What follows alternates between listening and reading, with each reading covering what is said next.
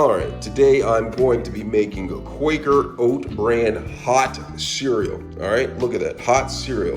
I'm gonna try to make it to look just like that. Absolute goodness, alright? So the first thing I'm going to need is Quaker Oat Bran right here, hot cereal.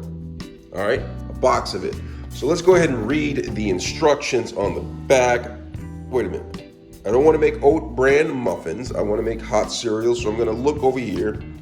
And I'm going to make it in the microwave. Now look at this. It says for one serving, use 1 to 1/4 cups of water and half cup of oat bran. So let's go ahead and do the oat bran first. So I'm going to put the hot cereal in here. All right, where's 1/4 cup? Let me see, all the way up to right here. All right, so I'm going to put 1/4 cup. See, hot cereal, 1/4 cup. All right, so I have that in there. Then I'm gonna get, how much water did it say? Let's see, it said 1 to 1/4 cup. So let's see, where's 1 to 1/4 cup?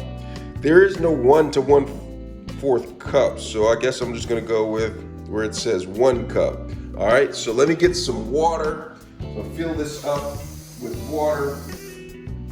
1 cup, because there is no, I don't have a 1 1/4 cup measuring cup, so I'm gonna put that in there. All right, so what's next? Let's see what it says. What's next? All right, it says salt is optional. I'm gonna opt out of using salt. All right, and right here it says combine with water. Let me grab a spoon. All right, so I grabbed my spoon and it says combine with water, oat bran. Let me stir this, combine it, mixturate it all up in there. Absolute goodness. And it says 1 to 1/4 cup, 1 to 1.5 quart microwavable bowl. I don't have that, so I'm gonna try to do it in this bowl.